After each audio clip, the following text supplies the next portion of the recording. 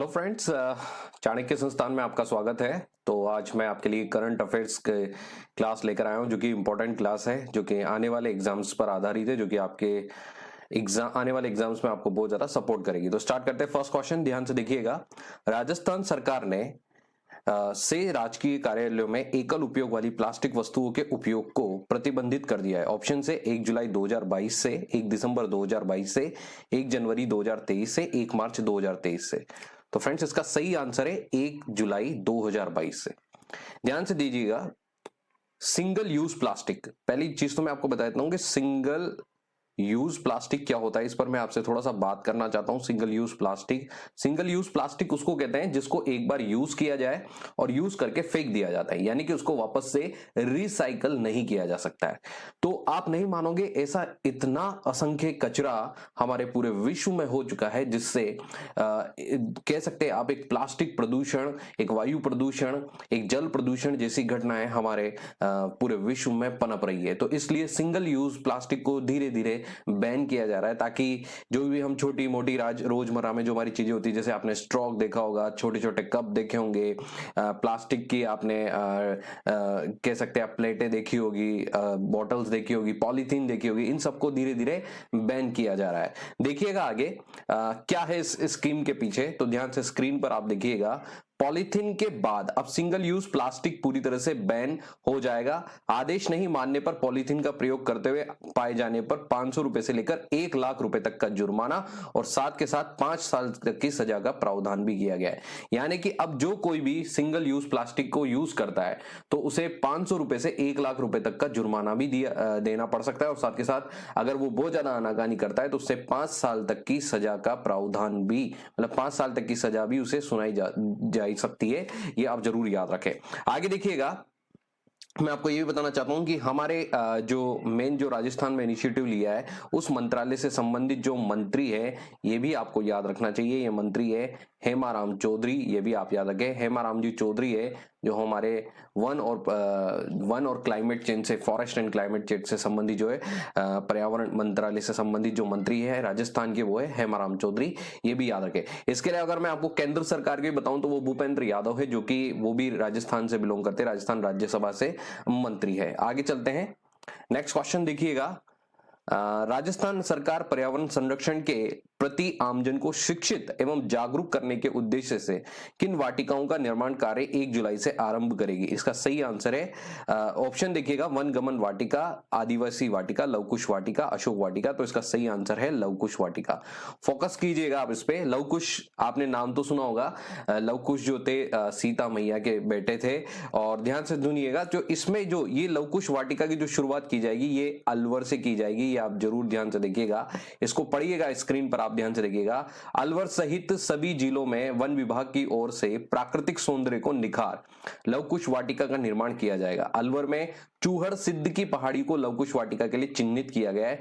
यहां आगामी 1 जुलाई से लवकुश वाटिका निर्माण का कार्य शुरू होने की उम्मीद है। तो मैं आपको बताता हूं कि लवकुश वाटिका के लिए जो सबसे पहले चूज किया गया वो अलवर है, और इसके लिए जिसको चूज किया गया वो है चूहड़ सिद्ध की पहाड़ियां। लेकिन मैं आपको बताता हूं कि धीरे धीरे गवर्नमेंट ने यह भी बोला है कि धीरे धीरे ये पूरी की पूरी मैं आपको बता देता हूं कि 200, मतलब कहने का ध्यान दीजिएगा, धीरे धीरे इनकी संख्याएं बढ़ा दी जाएगी। और इनका मेन जो फोकस है, लवकुश वाटिकाओं को जो बनाने का मेन फोकस है, वो एक तो जो वन भूमि है उसको बढ़ाना, उसको सुरक्षित करना, मेन इसका बढ़ाना है, उसको सुरक्षित करना है साथ के साथ। और इसके साथ इनको इस तरीके से बनाना कि टूरिज्म को बढ़ाया जा सके। टूरिज्म को बढ़ावा देने के लिए भी इन वाटिकाओं को बनाया गया है। साथ ही साथ छोटे छोटे बच्चे जो मोबाइल की जगह गार्डन में जाकर खेलना पसंद करें, इसलिए लवकुश वाटिका को गार्डन सेक्टर से भी जोड़ा जाएगा। तो इस तरीके के प्रावधान यहाँ पर रखे गए। जैसे आप ये एक स्क्रीन देख सकते, इमेज देख सकते हैं स्क्रीन पर, जो कि लवकुश वाटिका को के लिए जो फर्स्ट चूज की गई है वो ये है चूहड़ सिद्ध की पहाड़ियां, जो कि अलवर से बिलोंग करती है। आगे चलते हैं। नेक्स्ट क्वेश्चन देखिएगा। जून 2022 में राजस्थान उच्च न्यायालय का मुख्य न्यायाधीश किसे नियुक्त किया गया था? इसका सही आंसर है न्यायमूर्ति शिंदे संभाजी शिवाजी। तो ध्यान दीजिएगा, न्यायमूर्ति शिंदे संभाजी शिवाजी को राजस्थान हाई कोर्ट, जो राजस्थान हाई कोर्ट है, उसका जज, मेन जज जो है वो chief justice of Rajasthan high court, वो है न्यायमूर्ति शिंदे संभाजी शिवाजी को चुना गया था। लेकिन ध्यान दीजिएगा, इन्होंने भी अपना इस्तीफा दे दिया है। एट प्रेजेंट ध्यान दीजिएगा, राजस्थान हाई कोर्ट के जो जज है वो है मनिंद्र मोहन श्रीवास्तव, जो कि कार्यरत है। ये भी आपको याद रखना है कि मात्र 42 दिनों में इनको 42 दिनों के लिए कार्यकाल दिया गया था, लेकिन उसके पहले इन्होंने इस्तीफा दे दिया। और एट प्रेजेंट जो उनकी जगह कार्यरत है वो है मनिंद्र मोहन श्रीवास्तव। और मैं आपको बताता हूं कि राजस्थान की जो मेन मुख्यालय है जो हाई कोर्ट का, वो है जोधपुर में, और इसकी जो खंडपीठ है, याद रहे कि जो इसकी खंडपीठ है वो है जयपुर में। और राजस्थान में जो टोटल जजों की नियुक्ति संख्या है वो है 50। और साथ के साथ आप ध्यान देंगे कि इससे ऊपर के जो कोर्ट होते हैं उनको सुप्रीम कोर्ट कहा जाता है, जो कि आप याद रखें। और सुप्रीम कोर्ट में जजों की संख्या अब 34 हो चुकी है। आगे चलते हैं। राजस्थान के पहले, ध्यान से देखिएगा, राजस्थान के पहले आयुर्वेदिक चिकित्सा केंद्र हेल्थ एंड वेलनेस सेंटर का शिलान्यास किस स्थान पर किया गया है? रिंगस, खमनोर, कर्णपुर, नोखा। तो इसका सही आंसर है खमनोर। आयुर्वेदिक सेंटर्स का ये एक प्रकार के वेलनेस सेंटर है। आप यहां से ध्यान से देखिएगा, ये एक प्रकार के वेलनेस सेंटर है। और खुद हमारे मुख्यमंत्री राजस्थान के अशोक गहलोत ने हमारे स्पीकर सीपी जोशी, आप ध्यान से देख सकते हैं, ये स्क्रीन पर अगर आप देखेंगे तो ये हमारे मुख्यमंत्री अशोक गहलोत, और ध्यान से देखेंगे तो ये विधानसभा के स्पीकर है सीपी जोशी, जिन्होंने मिलकर इसका उद्घाटन किया है। और ये वेलनेस सेंटर क्यों बनाए गए? वेलनेस सेंटर इसलिए कि एलोपैथिक साइड में तो आप देखते हैं कि बहुत सारी मेडिकल हॉस्पिटल्स है, मेडिकल फैसिलिटीज, लेकिन आयुर्वेदिक सेक्टर में नहीं है। तो अब आयुर्वेदिक सेक्टर में भी राजस्थान विश्व में अपना नाम बनाना चाहता है, तो इस तरीके की एक स्कीम राजस्थान में भी लाई गई है। लेकिन अगर आपसे बात की जाए कि पूरे भारत के अंदर आयुर्वेदिक के सेक्टर में कौन जाना जाता है, तो वो है केरल। ये भी आप जरूर याद रखें। तो मित्रों, इसके बारे में एक बार और बताना चाहूंगा कि 12 जून 2022 को मुख्यमंत्री अशोक गहलोत ने राजसमंद जिले के खमनोर तहसील के बिल्ली की बागल गांव में प्रदेश के पहले आयुर्वेदिक चिकित्सा केंद्र हेल्थ एंड वेलनेस सेंटर का भूमि पूजन और शिलान्यास किया। तो ये याद रखिएगा, खमनोर कहां पर आता है ये भी आप याद रखिएगा, ये राजसमंद में आता है, ये भी आप याद रखिएगा। आगे चलिएगा, देखिएगा मित्रों, नेक्स्ट क्वेश्चन है, मुख्यमंत्री बाल गोपाल योजना का संबंध है डेयरी उद्योग में युवतों को प्रोत्साहन करना, कक्षा 1 से 8वीं तक के बच्चों को दूध उपलब्ध करवाना, गाय पालकों को प्रोत्साहन देना, कक्षा 1 से 8वीं तक के बच्चों को गाय के महत्व के बारे में बताना। तो इसका सही आंसर है बी। ध्यान से देखिएगा, इसका सही आंसर है कक्षा 1 से 8वीं तक के बच्चों को दूध उपलब्ध कराना इस स्कीम में रखा गया है। तो इसकी स्कीम में मेन क्या है, ध्यान से देखिएगा आप, यहां पर कक्षा 1 से 5वीं तक के बच्चों को 150 मिलीलीटर, वो 6 से 8 तक के बच्चों को 200 मिलीलीटर दूध वितरित किया जाएगा। तो ये याद रखिएगा फ्रेंड, कक्षा 1 से 5 तक के जो बच्चे हैं इनको लगभग 150 मिलीलीटर, और 6 से 8 तक के बच्चों को 200 मिलीलीटर दूध दिया जाएगा। और ये फैसला है, ये शिक्षा मंत्रालय द्वारा लिया गया है। और इसके जो मंत्री है एट प्रेजेंट वो है बी.डी. कल्ला। ये भी आप याद रखें, इसके जो मंत्री है वो है बी.डी. कल्ला। चलते हैं नेक्स्ट क्वेश्चन पर, ध्यान से देखिएगा। शहरों में प्रशासनिक प्रक्रिया पूरी करते हुए किस अभियान के तहत पट्टों का वितरण 15 जुलाई से वार्ड वार शिविर लगाकर किया जाएगा? इसका सही आंसर है प्रशासन शहरों के संग अभियान। आपने इसके बारे में भी सुना होगा, ये बहुत ही प्रचलित स्कीम है राजस्थान की भी, और प्रशासन शहरों के संग अभियान। तो सुनिएगा इसके बारे में, प्रशासन शहरों के संग अभियान क्या है। पहली बार इस स्कीम में होने वाला क्या है, पहली बार इस अभियान में पट्टा जारी करने के लिए पूर्व की दरों में लगभग 85% छूट दी जाएगी। निकाय क्षेत्रों में आ रही चारागार वो सिया वचक भूमि को निकायों को हस्तांतरित करने के लिए जिला कलेक्टरों को अधिकृत किया जाएगा। तो याद रहे कि इसमें भूमि का जो कह सकते हैं एक प्रकार का जो विवाद है उसको निस्तारण के लिए लगभग 85% तक की छूट जाएगी, यानी कि लोगों को जल्दी से जल्दी अपना घर मिले, इसके ये स्कीम भी इसमें लाई गई है ताकि जल्दी से उनको अपना पट्टा मिला। आप ध्यान दीजिएगा, एक स्कीम इस तरीके से थी कि लोगों ने धीरे धीरे एग्रीकल्चर क्षेत्रों पर अपना निर्माण कर लिया था, धीरे धीरे घर खरीद लिया था, और कहीं ना कहीं वो अपना पूंजी लगा चुके थे, अपने पैसे लगा चुके थे। तो इस पर भी एक बहुत बड़ा विवाद चल रहा था। धीरे धीरे इस विवादों को भी निपटाया जा रहा है और धीरे धीरे उनको भी पट्टा दिया जा रहा है। तो ये सब जो भूमि जो निवास से संबंधित जो सारे कार्य लाए गए हैं, पट्टों से संबंधित, ये सारे प्रशासन शहरों के संग अभियान के अंतर्गत लाए गए हैं। तो देखिएगा नेक्स्ट क्वेश्चन। नेक्स्ट क्वेश्चन देखिएगा, एमएसएमई अवार्ड 2022 में से राजस्थान के किस जिले को एस्पिरेशनल डिस्ट्रिक्ट की श्रेणी में दूसरा स्थान मिला है? अलवर, टोंक, भीलवाड़ा, करौली। तो इसका सही आंसर है फ्रेंड्स करौली। करौली को एस्पिरेशनल डिस्ट्रिक्ट की श्रेणी में दूसरा स्थान मिला है, लेकिन ये किस क्षेत्र में मिला है? ये है एमएसएमई अवार्ड के क्षेत्र में। इसके बारे में मैं आपको बताना चाहता हूं, ध्यान से देखिएगा। पहले बात बताता हूं कि एमएसएमई क्या है। इसको बोलते हैं मीडियम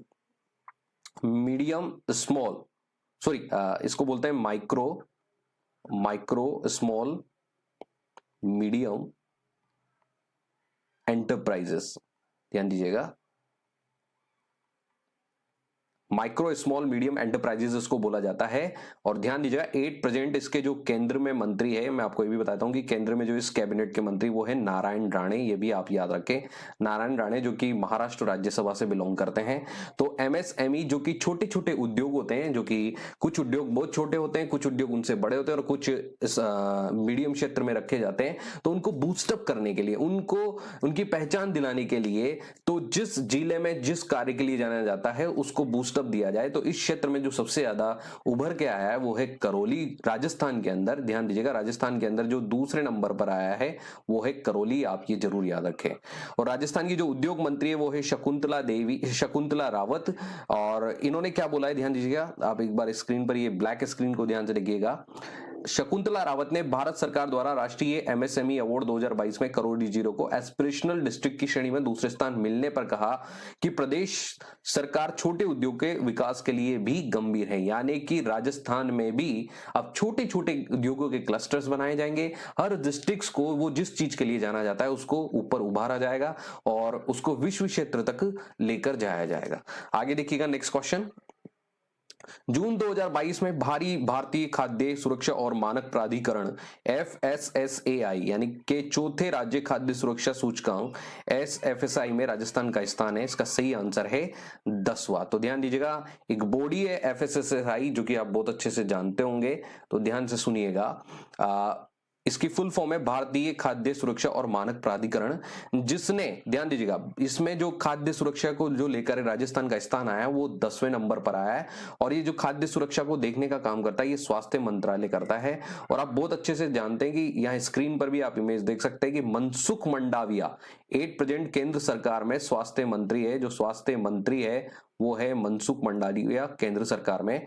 तो बड़े राज्यों की श्रेणी में राजस्थान 50.5 अंकों के साथ 10वें स्थान पर आया है, ये भी आप याद रखें। और छोटे राज्यों में जिसने टॉप किया है वो है गोवा, ये आप याद रखें। और शीर्ष रैंकिंग बरकरार रखिए, छोटे राज्यों में गोवा शीर्ष रैंकिंग पर रहा है और मणिपुर और सिक्किम जो है वो दूसरे और तीसरे स्थान पर रहा है। केंद्र शासित प्रदेशों में जम्मू कश्मीर और दिल्ली और चंडीगढ़ ने शीर्ष 3 रैंक हासिल किए। तो मैं आपको यही बोलना चाहूंगा कि राजस्थान के जो खाद्य सुरक्षा सूचकांक में है राजस्थान ने 10वां स्थान प्राप्त किया है। यानी कि कितनी सेफ्टी के साथ हम अपने प्रोडक्ट्स को प्रोवाइड करते हैं, और ये स्वास्थ्य मंत्रालय के द्वारा हमको दिया गया है। और स्वास्थ्य मंत्री जो है प्रेजेंट वो है मनसुख मंडाविया। आगे चलते हैं नेक्स्ट क्वेश्चन पर, ध्यान से देखिएगा। जून 2022 में राजस्थान में ड्रोन एक्सपो 2022 का आयोजन किस शहर में किया गया है? इसका सही आंसर है जयपुर। ध्यान दीजिएगा, ड्रोन एक्सपो एक्सचेंज। और ये आप बहुत अच्छे से एक इमेज देख सकते हैं, ये जिनके द्वारा ऑर्गेनाइज की गई वो है सूचना प्रौद्योगिकी और संचार विभाग आई स्टार्ट राजस्थान के तहत झालाना सांस्कृतिक क्षेत्र स्थित टेक्नो हब में ड्रोन एक्सपो 2022 का आयोजन किया गया है, जिसमें 50 से अधिक ड्रोन निर्माताओं ने अपने ड्रोन की क्षमताओं का प्रदर्शन किया गया। तो मैं आपको बताता हूं कि भविष्य की आवश्यकता बन चुकी है एक ड्रोन, आपको ये बता देता हूं, क्योंकि भविष्य में जो हो सकता है कि जो बहुत सारी डिलीवरी जो हो सकती है वो ड्रोन माध्यम से हो सकती है। सरहदों की सुरक्षा ड्रोन माध्यम से हो सकती है। इधर इसके अलावा आप देख रहे हैं कि फोटोग्राफी क्षेत्र में भी ड्रोन का बहुत बड़ा रोल है। ठीक है, कह सकते हैं आप बहुत सारी निगरानी वाले क्षेत्रों में भी ड्रोन का यूज किया जा सकता है। तो ये जो हमारी, आप जानते हैं कि झालाना में जो हमारा टेक्नो हब है उसमें इसका ये आयोजन रखा गया, और उसमें सभी ने, जो बेहतरीन कंपनीज थी, उन्होंने अपने ड्रोन, जो भी ड्रोन उनकी फैसिलिटीज थी उसको वहां पर दिखाया, शो किया। आगे देखते हैं नेक्स्ट क्वेश्चन पर।